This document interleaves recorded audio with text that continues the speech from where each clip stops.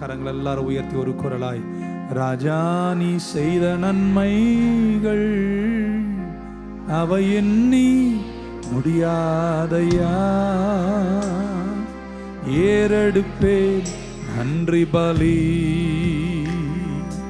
என் ஜீவனா. வேதத்தின் ரகசியம் அறிந்திட புரிந்திட வெளிச்சம் தந்தீரையா. வேதத்தின் ரகசியம் வெளிச்சம் தந்தீரையா. பாதம் அமர்ந்து நான் உம் கூறல் கேட்கும் பாக்கியம் தந்தீரையா. பாதம் அமர்ந்து நான் நன்றி நன்றி ராஜா, நன்றி ராஜா, நன்றி ராஜா, இயேசு ராஜா, நன்றி ராஜா. ராஜா நீ செய்த நன்மைகள் அவை எண்ணி முடியாதையா. நான் ஏறெடுப்பேன் நன்றி பலி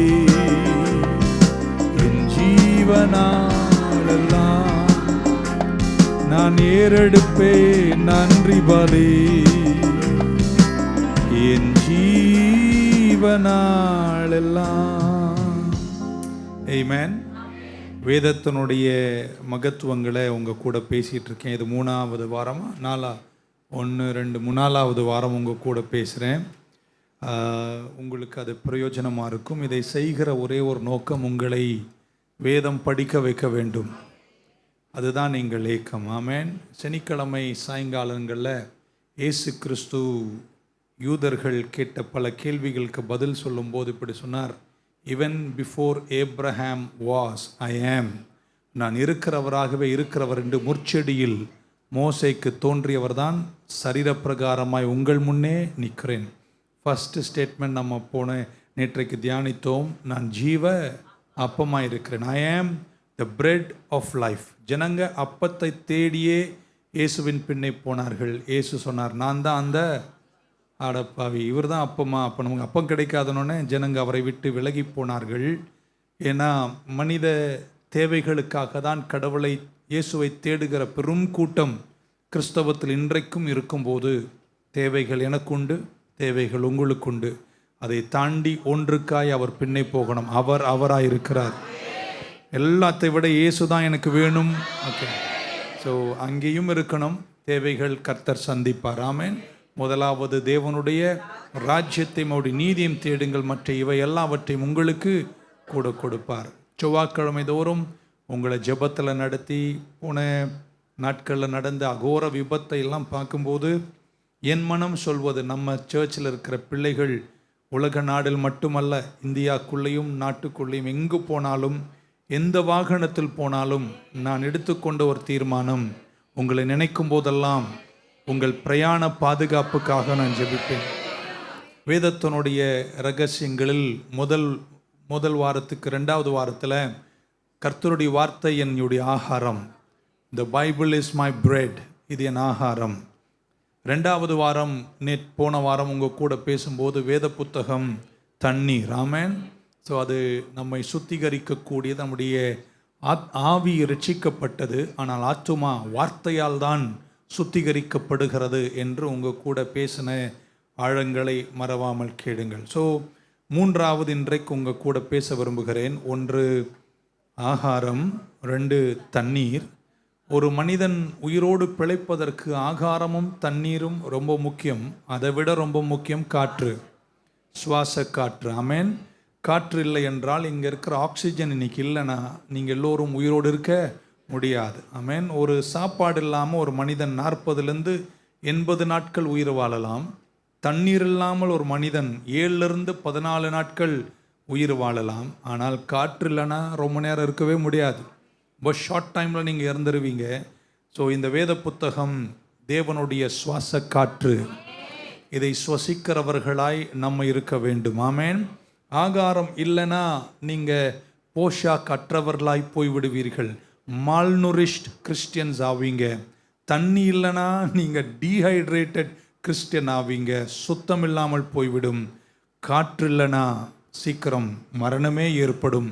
ஆகையால் இந்த வேத புத்தகம் ஒரு சுவாச காற்று என்று பைபிள் சொல்லுகிறது. 2 தீமோத்தேயு 3ஆம் அதிகாரத்தினுடைய 16வது வசனம், 2 Timothy 3:16, all scripture is given by inspiration of God and is profitable for doctrine, for reproof, for correction, for instruction in righteousness. தேவ வாக்கியங்கள் எல்லாம் தேவ ஆவியினாலே அருளப்பட்டு இருக்கிறது. இன்ஸ்பிரேஷன் ஆஃப் காட் என்று ஒரு கிரீக் வார்த்தை, அந்த ஒரு கிரேக்க வார்த்தை இன்ஸ்பிரேஷன், கர்த்தருடைய ஆவியானவரால் அருளப்பட்டு இருக்கிறது அப்படின்றது தியோ நியூஸ்டாஸ் என்ற கிரேக்க வார்த்தை. தியோ என்றால் கடவுள், நியூஸ்டாஸ் என்றால் பிரீத். கர்த்தர் சுவசித்த சுவாச காற்றினால் எழுதப்பட்டது தான் நம்முடைய வேத புத்தகம். ஸோ இந்த வேத புத்தகத்தினுடைய ஒவ்வொரு வார்த்தையின் பின்னணித்திலும் கர்த்தருடைய சுவாசம் இருக்கிறது. த பிரெத் ஆஃப் காட் இருக்கிறது.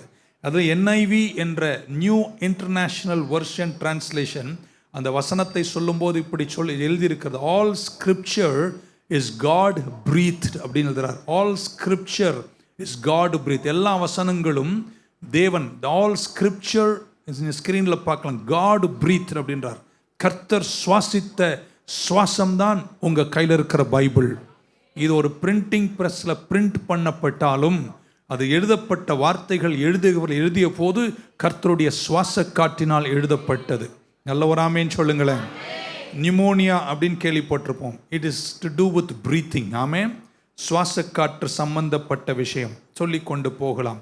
ஸோ இன்ஸ்பைரேஷன் என்ற வேர்டு, தியோ நியூஸ்டாஸ், அந்த இன்ஸ்பயர் என்ற வார்த்தைக்கு டு பிரீத் இன், அல்லது இங்கே நீங்கள் உட்கார்றீங்க, நான் கர்த்தருடைய வார்த்தை பேசுகிறேன், நாமே கர்த்தர் உங்கள் மேலே ஒரு வார்த்தையை சுவாசமாய், ஒரு ஐடியா, ஆமேன்னு சொல்ல மாட்டீங்களா, ஒரு அறிவாற்றல், ஒரு ஞானம் உங்கள் மேலே சுவாச காற்றாய் வைப்பார். ஆமே. சபைக்கு வரும்போதெல்லாம் கடவுள் நம்மோடு இடைப்படுகிறார் என்று நம்புறவங்க இருந்தால் ஒரு ஆமேன்னு சொல்ல மாட்டீங்களா? ஸோ ஆண்டவர் சில மனிதர்களை தேர்ந்தெடுத்து 1500 வருஷத்தின் இடைவேளையில் 40க்கும் மேற்பட்டவர்கள் மேல் இந்த சுவாச காற்றை வைத்து இன்ஸ்பயர் பண்ணி அவர்கள் எழுதின கர்த்தருடைய திருவாய் மொழிகள் தான் உங்கள் கையிலும் என் கையிலும் இருக்கிற பைபிள். ஆமென். இன்ஸ்பயர் என்ற வார்த்தை வரும்போது அதுக்கு விரோதமான ஆப்போசிட் வார்த்தை எக்ஸ்பயர் என்ற வார்த்தை. ஆமென். எக்ஸ்பயர் என்றால் நம்ம எழுதுவோமே, யாராவது மரித்து போனால் ஹி எக்ஸ்பயர்ட் அப்படின்னா அவர் காற்று வெளியே போயாச்சுன்னு அர்த்தம். His breath is gone out. Inspire என்றால் இன்ஹேல், எக்ஸ்பயர் என்றால் எக்ஸ்ஹேல் என்று பார்க்கிறோம். ஸோ எக்ஸ்பயர் என்ற வார்த்தையும் அங்கே நம்ம அதோடு கூட படிக்க வேண்டி இருக்கிறது. நம்ம வளர்ந்து வந்த காலங்களில் நம்முடைய தலைமுறைகள் வித்தியாசமாக இருக்கும். இன்றைக்கி பாருங்கள், எந்த ஒரு பொருள் வாங்கினாலும் அதில் எக்ஸ்பயரி டேட் இருக்கும். ஆமென். அப்படின்னா இந்த பொருள் இந்த நாளில் எக்ஸ்பயர் ஆகும் அப்படின்னு இருக்கும். எங்கள் அம்மா காலத்தில் எக்ஸ்பயர்லாம் கிடையாது. அது எத்தனை வருஷம் வேணால் வச்சுக்கும். எங்கள் அம்மா பருப்பு டின்னில் போட்டு 50 வருஷம் கூட வச்சுப்பா. அவளுடைய ஒரே குவாலிட்டி டெஸ்டிங் மோந்து பார்ப்பா. ஆமென். அந்த வாசனை அவளுக்கு என்ன சொல்லுகிறதோ அதுதான் எக்ஸ்பைரி டேட். இன்றைக்கி அப்படி இல்லை, காலங்கள் மாறி இதுவும் ஒரு ஏதோ ஒன்று. ஆமென். அல்லேலூயா. பேதுரு என்ன சொன்னார்னா, 2 பேதுரு 1ஆம் அதிகாரம் 20-21 வசனத்தில் 2 Peter 1:20 and 21, knowing this first, that no prophecy of the scripture is of any private interpretation. வேதத்தில் உள்ள எந்த தீர்க்க தரிசனமும், நான் அந்த இடத்துல இப்படி சொல்ல போகிறேன், வேதத்தில் உள்ள எந்த வார்த்தைகளும் சுய தோற்றமான பொருள் என்று நீங்கள் முந்தி அறிய வேண்டும். ஸோ இதில் எழுதப்பட்ட எந்த வார்த்தையும் சும்மா எழுதப்படவில்லை. I mean 21ஆம் வசனம், for the prophecy came not in the old time by the will of man, but the holy men of God spake as they were moved by the Holy Spirit. இதில் உங்கள் கையில் இருக்கிற பைபிளில் எழுதப்பட்ட ஒவ்வொரு வார்த்தையும் பரிசுத்த தேவ மனிதர்கள் மேல் பரிசுத்தாவியானவர் வந்து அவர்கள் அசைக்கப்பட்ட போது அவர் திருவாய் சுவாசத்தால் எழுதப்பட்டது தான் உங்கள் கையில் இருக்கிற வேத புத்தகம். ஆமென். God breathed out, God expired and inspired them அப்படின்னு சொன்னால் சரியா இருக்கும். God expired, moved by the Holy Spirit, He expired His breath upon them and they were inspired and they wrote the word of God. Amen. So இன்றைக்கு இந்த வேத புத்தகம் தப்பான ஒரு புத்தகம் என்றும், இது சரித்திர ஆதாரங்களில் நிலைநிற்காத புத்தகம் என்றும் சொல்லக்கூடியவர்கள் ஏன் கிறிஸ்தவர்கள் கூட எழுதியிருக்கிறார்கள். இது எரானியஸ் புக், தவறுகள் உள்ள புத்தகம் என்று சொல்லப்படுவதை நான் ஏற்றுக்கொள்ள ஆயத்தமாயில்லை. கர்த்தருடைய வாயிலிருந்து, சர்வத்தையும் படைத்த சிருஷ்டிகருடைய திருவாய் மொழியிலிருந்து எழுதப்பட்ட வார்த்தைகள் ஒரு நாளும் தவறாகவே முடியாது. ஆமேன். ஸோ இந்த புத்தகம் பரிசுத்த ஆவியானவரால், ஆமேன், பரிசுத்த மனிதர்கள் ஏவப்பட்டு அவர்கள் எழுதின வார்த்தை என்றால், இந்த வசனத்தை குறிப்பாக வீண்டும் பிறந்த தேவ பிள்ளைகளே எந்த விதத்திலும் இதன் எழுத்துக்களை கொச்சைப்படுத்தாமல் இருப்பது நல்லது. ஏன்னா இயேசுவுக்கு விரோதமாய் கூட நீங்கள் செய்யப்படுகிற பாவங்கள் மன்னிக்கப்படும். ஆனால் இது எழுதும்போது பரிசுத்தாவியானவர் ஏவப்பட்டு எழுதியிருப்பாரானால் பரிசுத்தாவிக்கு விரோதமாய் செய்யப்படுகிற பாவங்கள் இம்மையிலும் மறுமையிலும் மன்னிக்கப்படுவதில்லை. ஆமென். இன்னைக்கு தியாலஜி எங்கேயோ போயிட்டு இருக்கு. இன்டர்நெட் காலத்தில் இருந்து கொண்டிருக்கிறோம். ஆமென். தியாலஜியை ஸ்மார்ட்டாக பண்ணக்கூடிய நிறைய பேர் இருக்கும்போது நம்ம ரொம்ப கவனமாய் இந்த வேத புத்தகத்தை நாமவே படிக்க வேண்டும். 4 பேர் சொல்லி நீங்கள் புரிந்து கொள்வதை விட, ஏன் கோஷி பாஸ்டர் கூட சொல்லி நீங்கள் அறிவதை விட, உங்கள் கையில் இருக்கிற வேத புத்தகத்தை பரிசுத்தாவியின் துணையோடு நீங்கள் படிப்பீர்களேயானால், ஆமென் சொல்ல மாட்டீங்களா? யாரோ சொல்றதை கேட்டுட்டெல்லாம் இன்றைக்கு சரிந்து போகக்கூடிய கிறிஸ்தவர்கள் இருக்கும் காலத்தில் யாரோ சொல்ற தியாலஜியை கேட்கறதை விட உங்க கையில் இருக்கிற பைபிளை நீங்களே படிக்கிறவர்களாய் இருப்பீர்களானால் நலமாய் இருக்கும். ஆமென். எத்தனை மொழியில் டிரான்ஸ்லேட் பண்ணாலும் மூல பாஷையாக எபிரேய மொழியிலும் புதிய ஏற்பாட்டை கிரேக்க மொழியிலும் எழுதியிருக்கிறார்கள். அந்த டிரான்ஸ்லேஷன்ஸ் மாறினாலும் மூல பாஷையில் எழுதப்பட்டதெல்லாம் கர்த்தருடைய சுவாச காற்றுகள். அதன் அர்த்தங்கள் மாறுவதில்லை. ஆமென். சிலர் இப்படி சொல்லுவாங்க, பைபிள் ஹேஸ் கான்ட்ராடிக்ஷன்ஸ் என்று நம்மோடு வாக்குவாதம் பண்ணுவதை நான் கேட்டிருக்கிறேன். என்ன சொல்வார்கள்? நிறைய எக்ஸாம்பிள்ஸ் எல்லாம் ஒன்று சொல்லுகிறேன். மத்தேயு எழுதும்போது, திருப்ப வேணாம் வசனம் நேரம் இல்லை, மத்தேயு எழுதும்போது சொன்னார் யூதாஸ் நாண்டு செத்தான். ஆமென். அவ்வளோதான். அவர் பாட்டம் லைன் எழுதுகிறார். அப்படின்னா அவர் தூங்க மாட்டி செத்துட்டான் அப்படின்னு எழுதிடுறார். மத்தேயு ஒரு அக்கௌண்டன்ட், சுங்கவரிக்காரர். அவர் எப்பவுமே அக்கௌண்ட்டை பாட்டம் லைன் தான் எழுதுவாங்க. அதனால் அவர் அப்படி பார்த்தாரு, செத்து போயிட்டானே, தூங்க மாட்டி செத்துட்டான் அப்படின்னு எழுதிட்டார். லூக்கா எழுதுகிறார் அதே விஷயத்தை. லூக்கா எப்படி எழுதினார்னா, அவன் தொங்கி, ஆமேன், அவனுடைய உடல் இருக்கிற வயிறு வெடிச்சு குடல்களெல்லாம் வெளியே வந்து செத்து போயிட்டான். ஆமேன்.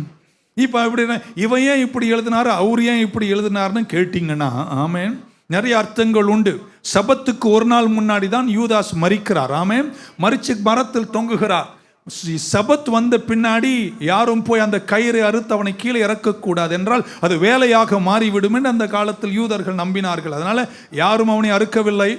ராத்திரியெல்லாம் தொங்கி பகல் வெயில் வர்றதுக்குள்ள ஒரு மனிதன் மரித்து விட்டால் ஒரு வயிற்றுக்குள்ள கேஸஸ் உருவாகி, ஆமேன், அவர் அங்கே தொங்கி அந்த வெயில் உச்சத்தில் அவருடைய சரீரம் டீகம்போஸ் ஆகி வயிறு வெடித்து குடல் வெளியே வந்துச்சு. ஆமென். மத்தேயு சுங்கவரிக்காரன் தொங்கினான் செத்தான் என்று எழுதினார். டாக்டர் லூக் எழுதும் போது அவர் டாக்டர் பாருங்க, ஆமேன் சொல்ல மாட்டீங்களா, இன்னும் கொஞ்சம் கவனித்து பார்த்து, ஆமேன், உடல் டீகம்போஸ் ஆகி வயிறு வெடிச்சு வெளியே செத்திருக்கான் என்று அவர் எழுதியிருக்கிறார். அதனால் அது கான்ட்ராடிக்ஷன் கிடையாது. 2 பேரும் மரித்தேன் என்று சொன்னார். இப்போ ரோட்டில் ஒரு விபத்து நடக்குது. ஆமேன். என்ன கேட்டிங்கன்னா, விபத்து நடந்துச்சுங்க, தலை அடிபட்டுச்சுங்க, அவ்வளோதான் சொல்லுவேன். அந்த வழியாக ஒரு மூத்த டாக்டர் வருவாரானால் அவர் எப்படி தெரியுமா சொல்வார்? ஆக்சிடென்ட் ஆச்சு, ஆனால் அவர் கீழே விழுந்த போது அவருடைய செரிப்ரம் அடிப்பட்டது. எனக்கு செரிப்ரம்னா என்னன்னு கூட தெரியாது. It is not a contradiction. ஆமென். எழுதின ஆட்களுடைய அறிவாற்றலின் வித்தியாசங்கள் நான் இப்படி சொல்லிக்கொண்டே போகலாம், அதை சொல்ல நான் வரவில்லை. ஆமென். ஸோ இந்த வேத புத்தகம் விலையேற பெற்றது. இதை வாசிக்கிற நீங்கள், நான் நம்புகிறேன், இந்த 6-7 வாரம் முடியும் போது வேதத்தின் மேல் இருக்கிற நாட்டம் வித்தியாசமாக இருக்கும் என்று நம்புகிறேன். இந்த வசனம் விலையேற பெற்றது என்று சொல்றவங்கெல்லாம் ஒரு அலையிலே சொல்லுங்க பார்க்கலாம். பைபிள் இந்த வேத புத்தகத்தை குறித்து சொல்லும்போது வீண்டும் பிறந்த நீங்கள், ஆமென், கர்த்தருடைய வார்த்தையாகிய வித்தினால் உருவாக்கப்பட்டவர்கள், பிறந்தவர்கள் என்று பைபிள் சொல்லியது. பைபிள் சொல்லுகிறது, வானமும் பூமியும் ஒளிந்து போனாலும் கர்த்தருடைய வார்த்தை ஒரு நாளும் ஒளிந்து போகாது. பைபிள் சொல்லுகிறது, புல்லுகள் எப்படி சொல்லலாம், உதிர்ந்து போகும், பூக்கள் காய்ந்து போகும், ஆனால் கர்த்தருடைய வார்த்தை என்றும் நிலைக்கும். ஹல்லேலூயா. கர்த்தருடைய வார்த்தை வெறுமனே சென்று வெறுமனே திரும்புவது இல்லை. அது எதற்காய் புறப்படுகிறதோ புறப்பட்டதை முடிக்காமல் வார்த்தை ஒரு நாளும் திரும்புவது இல்லை. இந்த வார்த்தை யார் கண்டடைகிறார்களோ அந்த வார்த்தை அவங்கள் உடலுக்கெல்லாம் ஆரோக்கியம், எலும்புகளுக்கெல்லாம் ஆரோக்கியம் என்று என் பைபிள் சொல்லுகிறது. இந்த வார்த்தை தேனிலும் மதுரமானதுன்னு சொல்றவங்க ஒரு 5-6 பேர் இருந்தா ஆமேன்னு சொல்ல மாட்டீங்களா? இது எல்லா இருப்புற பட்டயத்தை காட்டிலும் கூர்மையானவைகள், ஆவி ஆத்துமா பிரிக்கக்கூடிய வல்லமை மிக்கது கர்த்தருடைய வார்த்தை. இந்த வார்த்தை என்றைக்கும் நிலைக்கும். இந்த வார்த்தை என்றைக்கும் வானத்தில் நிலைப்பட்டிருக்கிறது. இந்த வார்த்தை ஒரு நாளும் ஒழியாது.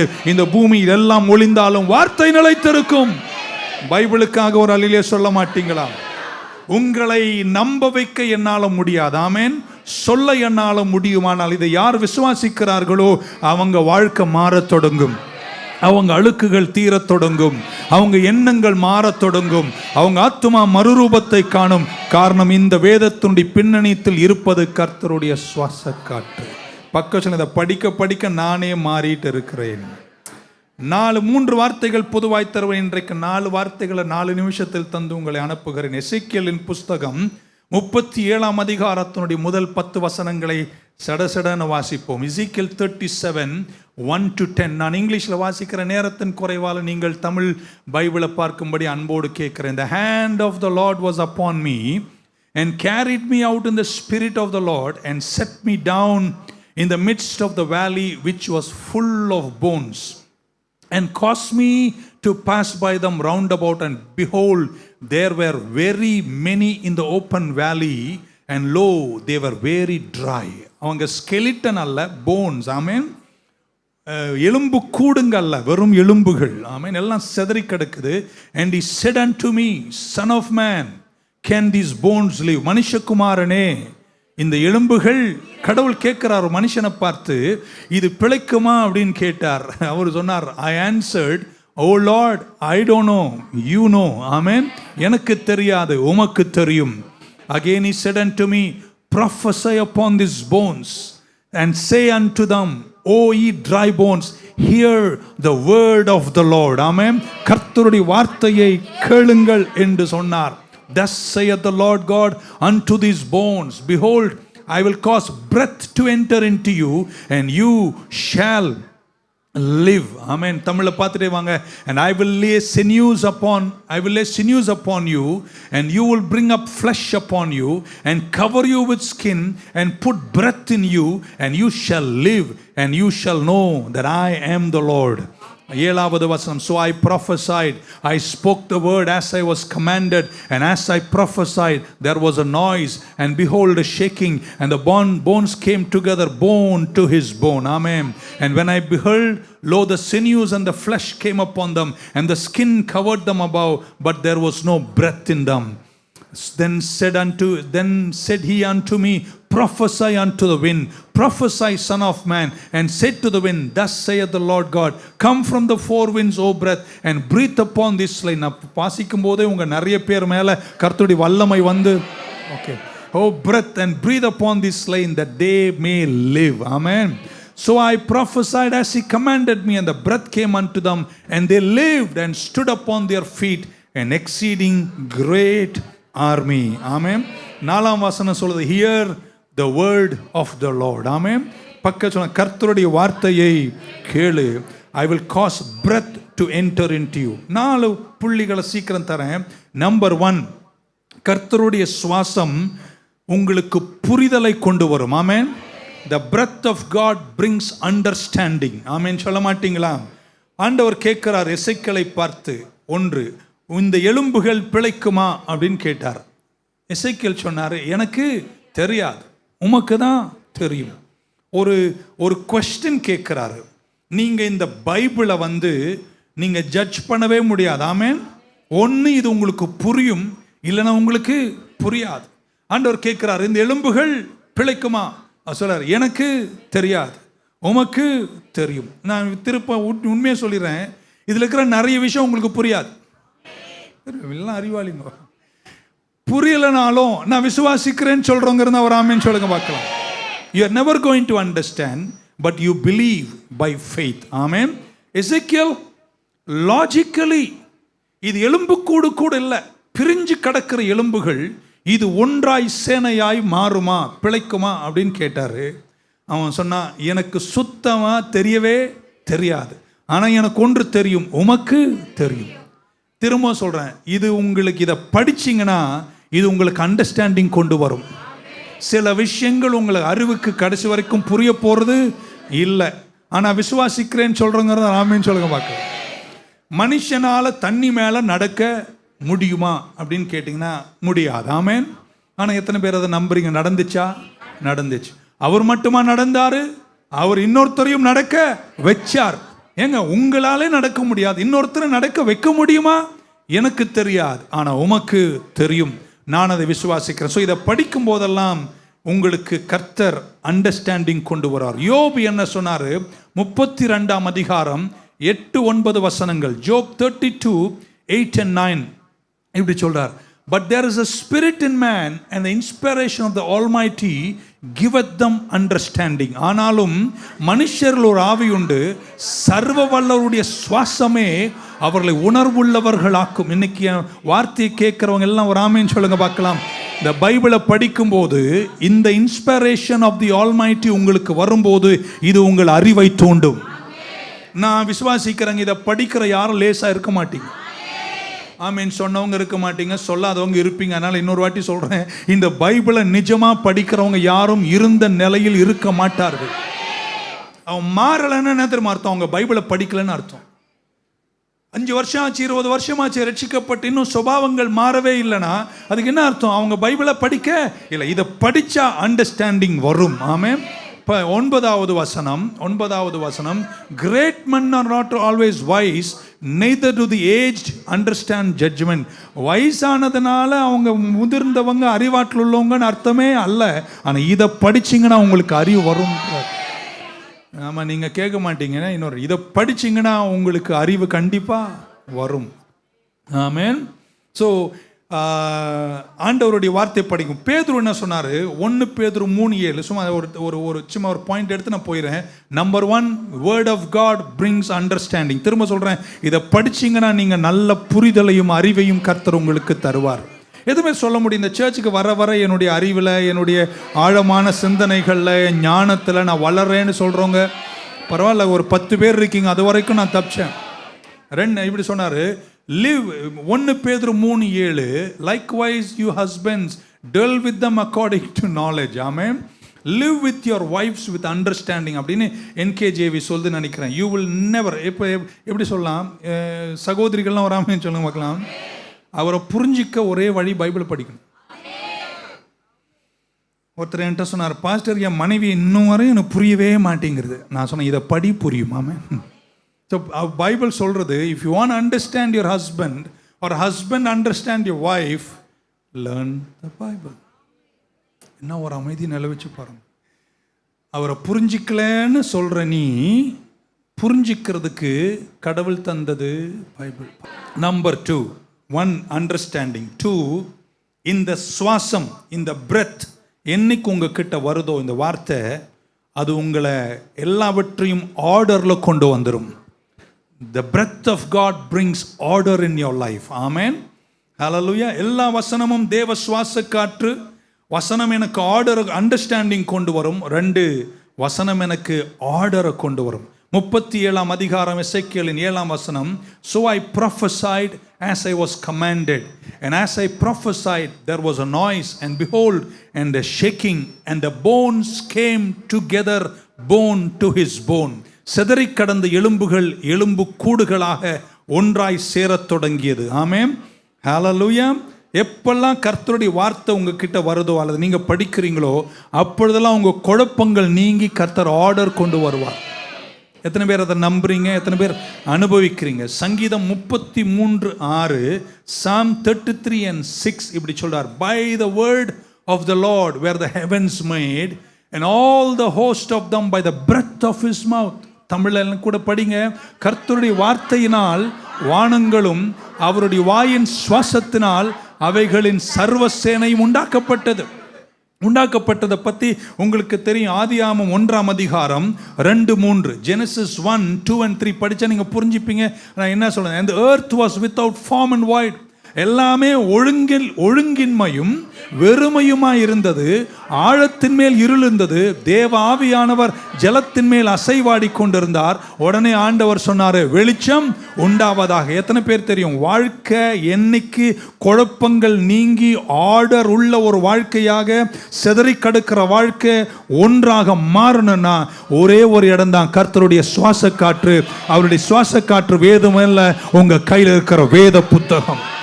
பைபிளுக்காக கரங்களை உயர்த்தி நல்ல ஒரு அலையிலே சொல்லுங்க பார்க்கலாம். ஆமென். ஏன் இந்த 2 வசனத்தை படிச்சதுன்னு சொல்றேன். ஏன் கர்த்தர் பேசும்போது அங்கே ஒழுங்கு வருகிறது? ஏனென்றால் நம்ம படித்தோம், எங்க அவருடைய சுவாச காற்றுக்கோ அங்க எலும்புகள் செதறனா ஒன்று சேரும். எங்க சுவாச காற்றுக்கோ அங்க இருளும் வெறுமையும் கர்த்தர் ஒழுங்குள்ளதாய் மாற்றுவார். ஒழுங்கு வரணும்னா Bible. Amen. When the breath of God comes, it brings order to confusion. Amen. வாழ்க்கை நேர் நிலையா கர்த்தர் மாத்திடுவார். நம்பர் 3 எசேக்கியேல் 37:6 கொடுங்க. கர்த்தருடைய சுவாசம் நமக்கு பலனை கொண்டு வருகிறது. எத்தனை பேர் இதை படிக்கும்போது பலன் வருகிறது? 37 and 6 இப்படி சொல்றார். And I will lay sinews upon you. நான் உங்கள் மேல் நரம்புகளை சேர்த்து உங்கள் மேல் மாம்சத்தை உண்டாக்கி உங்களை தோலினால் மூடி உங்களில் ஆவியை கட்டளையிடுவேன். அப்பொழுது நீங்கள் உயிரடைந்து நான் கர்த்தர் என்று அறிந்து கொள்வீர்கள் என்று உரைக்கிறார் என்று சொல் என்றார். ஆமென். I will put sinews upon you. sinew என்பது டெண்டன். எப்படி சொல்லலாம்? தசை நார். உங்க எலும்புகளையும் உங்களையும் இணைத்து பிடிக்கக்கூடிய தசை நார்கள், டெண்டன்ஸ் இருக்கு பாருங்க. என்பது போல இந்த பைபிளை நீங்க படிக்கும்போது இது உங்களுக்கு புரிதலையும் அண்டர்ஸ்டாண்டிங்கையும் உங்களுக்கு ஒழுங்கையும் ஆர்டரையும் கொண்டு வருவது மட்டுமல்ல, இது உங்களை கர்த்தருடைய வல்லமையோடு இணைத்து உங்களை பலனுள்ளவர்களாய் மாற்றுகிறது. நான் திரும்ப சொல்றேன், பைபிளை படிச்சீங்கன்னா, ஆமென், படிச்சீங்கன்னா அது உங்களை கர்த்தருடைய வல்லமையோடு கனெக்ட் பண்ணி எழும்ப முடியாத உங்களை எழும்புகிற பலனுள்ளவர்களாய் மாற்றுவார். The breath of God brings strength to you. The breath of God brings strength to you. ஆமென் சொல்ல மாட்டீங்களா? நம்ம நிறைய என்ன பண்ணுறோம், பாட்டெல்லாம் பாடி உடுக்கடிச்சு போனால் பலன் வரும்னு நினைக்கிறோம். உடுக்க முடியும் போது பலன் போயிடும். ஆனால் இதை படிச்சிங்கன்னா இது உங்களுக்கு டெண்டன் தந்து நரம்புகள் தோலினால் மூடி நிற்க முடியாத எலும்புகளை நிற்க வைக்கிற பலனை பரிசுத்த ஆவியின் வல்லமையோடு உங்களுக்கு தருகிறார். புரிஞ்சவர் ஆமென் சொல்லுங்களேன். So God's breath brings order and structure and he brings the power of God to you. Bible எப்படி சொல்லிச்சு உங்களுக்கு தெரியும். வசனம் எடுக்க வேணாம். பிதாவாகிய தேவன் என்ன தேடுகிறாராம்? ஆவியோடும் உண்மையோடும் ஆராதிக்கிற ஆராதகர்களை கர்த்தர் தேடுகிறாராம். என்ன எதோடு ஆராதிக்கிறவர்களாம்? ஆவியோடும் உண்மையோடும். உண்மை என்று சொல்லும் போது அது பைபிள். ஆமென். வார்த்தையோடும். ஸோ யாரெல்லாம் பரிசுத்த ஆவியையும் இருக்கீங்களாங்க, பரிசுத்த ஆவியையும் பைபிளையும் இணைச்சு பார்க்குறீங்களோ அவங்கெல்லாம் உண்மையான ஆராதகர்கள். ஸோ நீங்க வாழ்க்கையில பலன் பெறணும்னா, நீங்க ஸ்ட்ரெங்தன் ஆகணும்னா, நிற்க முடியாத நீங்க நிற்கணும்னா, ஆமென், சிதறி கிடக்கிற குடும்பம், சிதறி கிடக்கிற வாழ்க்கை, ஆர்டர், அண்டர்ஸ்டாண்டிங், ஸ்ட்ரெங்த் உள்ளதாக, வல்லமை உள்ளதாக நீங்க மாறணும்னா உங்களுக்கும் எனக்கும் தேவை கர்த்தருடைய பலன், வல்லமை. ஸோ நீங்க அதை எங்க பெற்றுக்கொள்கிறீர்கள்? இந்த வார்த்தையையும் பரிசுத்தாவையும் இணைத்து படிக்க கற்றுக்கொண்டு வார்த்தையோடும் பரிசுத்தாவியோடும் ஆராதிக்கிறவர்கள் பலனுள்ளவர்களாய் இருப்பார்கள். ஒரு அல்லே சொல்ல மாட்டீங்களா? பக்க சொல்ல, அவருடைய வார்த்தை வல்லமையானது. இந்த பக்கம் திரும்பி சொல்ல, அவருடைய சுவாச காற்று வல்லமையானது. ஏன்னா அவருடைய வார்த்தை தான் அவருடைய சுவாச காற்று. எத்தனை பேர்த்து அவருடைய சுவாச காற்றில் வல்லமை இருக்குங்க? நான் ஒரு வசனத்தை காமிச்சிட்டு போயிடுறேன். யாத்திரையாகமத்தின் புஸ்தகத்தில் 15ஆம் அதிகாரத்தில் செங்கடலை தாண்டின பின்னாடி அங்கே ஒரு பாட்டு பாடினார்கள். அந்த பாட்டு மோசே எழுதின பாட்டா அல்லது மிரியம் எழுதின பாட்டா எனக்கு தெரியல. நான் சில நேரத்தில் இப்படி நினைப்பேன், மிரியம் எழுதின பாட்டு மோசே காப்பிரைட் வாங்கி பாடியிருப்பார். ஓகே, ஆனால் மோசே பாடியிருக்கிறார். பைபிள் சொல்லுது த சாங் ஆஃப் மோசஸ் அப்படின்னு. வெளிப்படுத்தல் புஸ்தகம் வரும்போது பைபிள் சொல்கிறது அந்த பாட்டை பரலோகத்தில் மோசையின் பாடலை நீங்கள் பாடுவீர்கள். கோச்சி பாஸ்ட் பாட்டு பாடுவேன்னு சொல்லலை, பட் மோசையின் பாட்டை பாடுவீர்கள். ஏன்னா நீங்கள் செங்கடலை தாண்டி மகிமையாய் வெற்றி சிறந்த கர்த்தரை ஆர்ப்பரிப்போம் என்று பாடின அந்த பாட்டு பரலோகத்தில் பாடப்படுவோம். அதனால் யாத்திரையாமம் 15 போயிட்டு அந்த பாட்டை ஒழுங்காக கற்றுக்கோங்க, இல்லைன்னா பரலோகத்தை போய் ஸ்க்ரீன் தேடிட்டு இருப்பீங்க. ஆல்ரைட், அந்த அந்த வகையில் கர்த்தர் சொல்லும்போது 10ஆம் வசனம் 15ஆம் அதிகாரத்தினுடைய 8, 9, 10 நான் படிக்கிறேன். கர்த்தருடைய சுவாச காற்று வல்லமை மிக்கது. எதுவே நம்புறீங்க? உங்கள் கையில் இருக்கிற பைபிள் பிரிண்டிங் ப்ரெஸ்ஸில் பிரிண்ட் பண்ணப்பட்ட ஒரு புத்தகம் போல் உங்களுக்கு காட்சி அளித்து கிறிஸ்தவர்களே சிலர் அதை ஷேக்ஸ்பியரோடு இணைத்து பேசும்போது நீங்களும் நானும் புரிஞ்சுக்கணும், இது சும்மா எழுத்துக்களும் புத்தகம் அல்ல, இந்த ஒவ்வொரு எழுத்தின் பின்னாடி இருப்பது கர்த்தருடைய சுவாச காற்று. அதான் இவங்க சொல்லிட்டு இருக்கோம். இப்போ பாருங்க என்ன எப்படி கர்த்தர் செஞ்சாரு. உமது நாசியின் சுவாசத்தினால் ஜலம் குவிந்து நின்றது. வாவ்! சுவாச அவருடைய நாசியின் சுவாச காட்டினால எப்படி அவருடைய சுவாச காட்டினா எனக்கு அவ்வளோதான் பண்ணாருங்க. தண்ணி குவிந்து 2 பக்கத்தில் நிற்க இஸ்ரவேல் ஜனங்கள் நடந்து போகிற பலனை கர்த்தர் கொடுத்தார். அவருடைய சுவாச காட்டில் வல்லமை இருக்குன்னு நம்புறவங்கலாம் ஒரு ஆமேன் சொல்ல மாட்டீங்களாங்க? பைபிள் படிச்சா அண்டர்ஸ்டாண்டிங், பைபிள் படிச்சா ஆர்டர், பைபிள் படிச்சா ஸ்ட்ரெங்த், பைபிளை படிச்சா சுவாச காற்றின் வல்லமையால. நான் இப்படி சொல்ல போறேன், இந்த 6 வாரம் பைபிளை நீங்கள் படிக்கிற பங்குகளை கேட்ட பின்னாடி உங்கள் வேத படிப்பினால உங்க குடும்பத்தில் உங்க வாழ்க்கையில எதிர்த்து நிற்கிற செங்கடல்களெல்லாம் சுவாச காற்றால் கர்த்தர் பிரிப்பார். பைபிள் வல்லமை மிக்கது என்று சொல்றவங்க ஒரு அலையிலே சொல்லுங்க பார்க்கலாம். அதுக்கப்புறம் நாசியின் சுவாசத்தினால் ஜலம் குவிந்து நின்றது, வெள்ளம் குவியலாக நிமர்ந்து நின்றது, ஆழமான ஜலம் நடுக்கடலில் உறைந்து போயிட்டு. வா ஆமென். எவ்வளோ என்ன பண்ணாரு? ஒன்றும் பண்ணல அப்படின்னார். ஆமென். My God. அடுத்த வசனம் 8, 9ஆம் வசனம், தொடருவேன், பிடிப்பேன், நான் பிடிப்பேன், உங்களை முடிப்பேன், நான் அப்படி பண்ணுவேன். நான் பைபிள் படிக்கிறாள். ஓகே, ஆமென். என் ஆசை அவர்களிடத்தில் திருப்தியாகும், என் பட்டயத்தை உருவேன், என் கை அவர்களை சங்கரிக்கும் என்று பகைஞ்சன் சொன்னான். உம்முடைய காற்றை வீச பண்ணினீர், கடல் அவர்களை மூடிக்கொண்டது, திரளான தண்ணீர்களால் ஈயம்போல் அழிந்து போனார்கள். முதல்ல ஹும்னாரு, ரெண்டாவது ஹூனாரு, வேலை முடிஞ்சு போச்சு. இப்போ உங்களுக்கு தெரியும் அவருடைய சுவாச காற்று வேற எதுவும் அல்ல, அந்த சுவாச காற்றால் எழுதப்பட்டது தான் உங்க கையில் இருக்கின்ற ஒவ்வொரு எழுத்துகளும் இன்ஸ்பயர்ட் வேர்ட் ஆஃப் காட். நல்ல ஒரு அலையிலே சொல்ல மாட்டீங்களாங்க? Read the Bible. ஆமென். அனுதினமும் இதை வாசியுங்கள். ஆமென். கர்த்தர் செங்கடலை அப்படிதான் பிரித்தார். நான் முதல் முறை பேசும்போது சொன்னேன், ஒரு ப்ரொஃபஸர் கிளாஸ் எடுக்கும்போது அவருக்கு என்னமோ பைபிளை கொச்சைப்படுத்துறதுல ஒரு சந்தோஷம் இருந்துன்னு, இது இன்டர்நெட்லாம் நிறைய பரவின ஒரு கதை தான் நான் சொல்லுகிறேன். அப்போ அவர் சொன்னாராம், அந்த காலத்தில் எகிப்தில் பஞ்சம் இருந்தது, பஞ்சத்தின் காலத்தில் தண்ணீரின் வறுமை இருந்ததனால் செங்கடலின் எல்லா பக்கத்திலும் தண்ணி இல்லை. இஸ்ரவேல் கடந்து போன அந்த பகுதியில் வரும் 6 இன்ச் அல்லது 9 இன்ச் தண்ணி தான் இருந்துச்சு. அதனால் அவர்கள் நடந்து போனதொன்னும் ஒரு பெரிய விஷயம் இல்லை. இது துவக்கத்தில் இந்த சப்ஜெக்ட் போகும்போது அவருக்கும் ஒரு மாணவனுக்கும் போராட்டம் நடந்துட்டே இருக்கு. இவன் கேள்வி கேட்கிறான், அவர் கொச்சைப்படுத்திட்டே இருக்கார். லாஸ்ட் அங்கே பஞ்சம் இருந்ததனால், வறட்சி இருந்ததனால் செங்கடலின் ஒரு பங்கில் வரும் 6 இன்ச் தண்ணி தான் இருந்துச்சு. அதனால இஸ்ரவேல் அதில் நடந்து போனதொன்னும் ஒரு பெரிய அற்புதம் இல்லை என்று ரொம்ப வீராப்பா சார் சொன்னாராம். அப்பதான் அந்த தம்பி கையை தட்டி சிரிச்சு சொன்னானாம், 6 இன்ச்சில் நடந்தது அற்புதம் இல்லை, ஆனால் சேனைகளை மூழ்கடித்தது கண்டிப்பாக அற்புதம் தான் என்று சொன்ன சரித்திரம் உங்களுக்கு தெரியும். எத்தனை பேர் நம்புறீங்க? இந்த பைபிளை படிச்சா அது உங்களுக்கு நல்ல அறிவை கொண்டு வரும், உங்க வாழ்க்கையில ஆர்டர் கொண்டு வரும், சிதறி கிடக்கிற வாழ்க்கை நேர்நிலையாய் மாறும். ஆமீன் சொல்ல மாட்டீங்களா?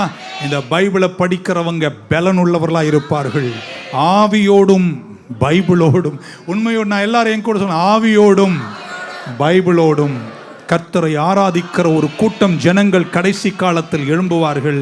கடைசியாக இந்த பைபிளை படிக்கிறவர்கள், ஆமீன் சொல்ல மாட்டீங்களா? இது உங்க வாழ்க்கையில வல்லமை கொண்டு வரும். The last, the fourth word, and I will close, the breath of God. எல்லாரும் சொல்லுங்க, கர்த்தருடைய சுவாச காற்று. கர்த்தருடைய சுவாச காற்று நமக்கு என்ன கொண்டு வரும்? ஜீவனை கொண்டு வரும். Now, fourth thing is the Bible brings life. Life. எல்லாம் சொல்லுங்க, life. No life without wife. ஆமாம். ஒருத்தர் சொன்னார், இருக்கிற லைஃப் எல்லாம் வந்ததுக்கப்புறம் போச்சு பாஸ்டர். பரவாயில்ல, போனாலும் இதை படித்தா திரும்ப வந்துடும். Okay, Ezekiel 37:10. So I prophesied. எனக்கு கற்பிக்கப்பட்டபடி நான் வார்த்தையை உரைத்தேன், தீர்க்கதரிசனம் உரைத்தேன். அப்பொழுது ஆவி அவர்களுக்குள்ளே பிரவேசித்து அவர்கள் உயரடைந்து, எல்லாம் அடைந்தார்களாம். இந்த பைபிளை படிக்கிறவங்க யாரும் அவ்வளோ லேசாக தூங்கிட மாட்டாங்க. அது உங்களுக்குள் என்ன கொண்டு வரும்? ஜீவன்.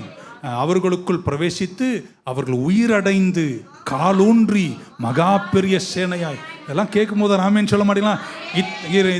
இந்த வார்த்தைக்கெல்லாம் ஒரு ராமேன்னு சொல்லுங்களேன். அவர்களுக்குள் பிரவேசித்து அவர்கள் உயிரடைந்து காலூன்றி சேனையாக நின்றார்கள். காரணம், ஜீவன் வந்துச்சுங்க. திருப்பி ஜீவன், அவர்களுக்கு உயிரடைந்தார்கள், ஜீவன் வந்துடுச்சு, காலூண்டினார்கள், நின்றார்கள், ஓங்கி படர்ந்தார்கள். காரணம் என்னங்க? சுவாச காற்று. வார்த்தை உரைக்கப்பட்டது, வார்த்தை சுவாசம். ஆமென்.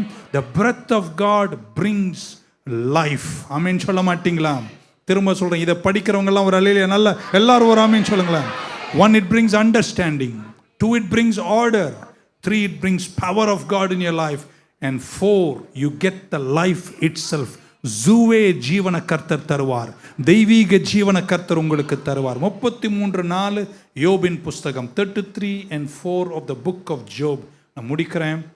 The Spirit of God hath made me, and the breath of Almighty has given me life. என் கூட படிங்களேன் எல்லாரும். தேவனுடைய ஆவியானவரனை உண்டாக்கினார், சர்வ வல்லவருடைய சுவாசம் எனக்கு உயிர் கொடுத்தது. ஆமென். உங்களுக்கு தெரியும், மண்ணை எடுத்து பிசைந்து அந்த மண்ணின் நாசியில கர்த்தர் நாசியில என்ன செய்தாராம்? சுவாசத்தை ஊதினார், அவன் ஜீவனுள்ளவனாய் மாறினான். இதை படிச்சிங்கன்னா உயிர் வருங்க. ஏற்கனவே உயிரோடு தான் இருக்கீங்க. உயிரோடு இருந்து உயிர் இல்லாமல் இருக்கிற உங்களுக்கு உயிரை தரக்கூடிய ஒரே உயிர் கர்த்தருடைய வார்த்தையாகிய சுவாசம். படிக்கணும். இது உங்களுக்கு ஜீவனை கொண்டு வரும், உங்களுக்கு உயிரை கொண்டு வரும். ஆமென் சொல்லுங்களேன். இப்படி சொன்ன முடிச்சிடுறேன். நிறைய பேர் என்ன எப்படின்னு எனக்கு தெரியாது. நான் எப்படி நினைக்கிறேன்னா, இந்த திங்கக்கிழமையிலேருந்து செவ்வாய்க்கிழமை, புதன்கிழமை, வியாழக்கிழமெல்லாம் சபைக்கு பேச வேண்டிய வசனங்களெல்லாம் பொறுக்கிட்டு இருப்போம். ஆமென். ஏன்னா 32 வருஷமாக பேசிகிட்டு இருக்கேன். இப்போது எங்கள் வேலை இதெல்லாம் எடுத்து, இந்த பைபிளில் இருந்து அங்கே ஒரு வசனம், இங்கே வசனம் எல்லாத்தையும் எடுத்து அமைச்சு உங்ககிட்ட வந்து கொண்டு வரும்போது, ஆக்சுவலாக நான் என்ன நினைக்கிறேன், ஏன் சில ஊழியர்கள் வல்லமை உள்ளவர்களாக இருக்கிறாங்கன்னா, இந்த சுவாச காற்று அவங்க அந்த வாரம் ஃபுல்லாக சண்டேக்கு படிக்க படிக்க படிக்க படிக்க அவங்க செய்வதெல்லாம் காற்றை உள்ளே வாங்கிக்கிறாங்க. இதெல்லாத்தையும் உள்ளே வாங்கிட்டு சண்டே என் வேலை என்ன தெரியுமாங்க, வந்து மூச்சு பிடிச்சி இப்படி வச்சுக்கிட்டே இருப்பேன். அதை எப்படா ரிலீஸ் பண்ணலான்னு வந்துட்டு சண்டே உங்களெல்லாம் பார்த்தோன்னே ஊதலை வார்த்தையை பேசுகிற மாதிரிங்க. அந்த வார்த்தை இது இன்ஹேல் எக்ஸேல் என்ற ஒரு பிராக்டிஸ்க்குள்ள நான் மட்டுமல்ல நீங்களும் வந்தால் உங்களுக்கும் உங்களை சுற்றி இருக்கிறவர்களுக்கும் அது என்ன கொண்டு வருகிறது? ஆமென். உங்களுக்கு ஆர்டர் கொண்டு வரும், உங்களுக்கு அண்டர்ஸ்டாண்டிங் கொண்டு வரும், உங்களுக்கு ஜீவனை கொண்டு வரும், உங்களுக்கு உன்னத பலனை தந்து காலூன்றி நிற்கிற திறனை கர்த்தர் உங்களுக்கு தருவார். நல்ல ஒரு அல்லேலூயா சொல்ல மாட்டீங்களாங்க? நீங்கள் சேனைகளாய் எழும்புவீர்கள். ஆமென். So when I read, I breathe in, and when I speak, amen, I exhale the spirit that is in me. So நீங்களும் இந்த பைபிளை அனுதினமும் படிக்கிற பழக்கத்தை வளர்த்து கொள்ளுங்கள். வாரத்துக்கு ஒரு முறை சர்ச்சில் வந்து 1 மணி நேரத்தில் இருக்கின்ற அந்த அரை மணி நேரம் வசனம் கேட்டால் மட்டும் போதாது. நீங்கள் டெய்லி சாப்பிடுங்கள். ஒரு இப்படி முடிச்சிடலாமா? போன வாரம் மாதிரி பக்கம் டெய்லி கொஞ்சம் சாப்பிட, இல்லை சீக்கிரம் செத்து போயிடுவேன். சாப்பிடாமலே இருந்துட்டிங்கன்னா என்ன முடிவு? செத்து போய் 40 நாள் மேலே தேர்றது கஷ்டம். பக்கம் டேக் சம் பிரெட், இந்த பக்கம் திருங்கின நல்லா குளிங்கன்னு சொல்லுங்க. ஏன்னா வார்த்தை உங்களை சுத்திகரிக்குதுன்னு போன வாரம் படித்தோம். இப்போ கொஞ்சம் சுவாசத்தை நல்லா ஏற்றுக்கோயே. ஆமென். Take some breath. ஆமென். And you will be well. Breathe the word of God. கர்த்தர் உங்களை நடத்துவார். அடுத்த வாரம் தொடர்வோம். Shall we stand in the presence of God? Thank you so much. வேதத்தின் ரகசியம் அறிந்திட புரிந்திட உனக்கு வெளிச்சம் தந்தீரையா. Thank you Jesus. ராஜா, நீ செய்த நன்மைகள் அவை எண்ணி முடியாதையா. நேரெடுப்பேன் நன்றி பலி, என் ஜீவனா எல்லாம். வேதத்தின் ரகசியம் அறிந்திட புரிந்திட உம் வெளிச்சம் தந்தீரையா. கரங்களை உயர்த்தி அப்படி சொல்லுவோமா? வேதத்தின் ரகசியம் அறிந்திட புரிந்திட உம் வெளிச்சம் தந்தீரையா. பாதம் அமர்ந்து நான் உம் குரல் கேட்கும் பாக்கியம் தந்தீரையா. பாதம் அமர்ந்து நான் உம் குரல் கேட்கும். ஓ நன்றி ராஜா,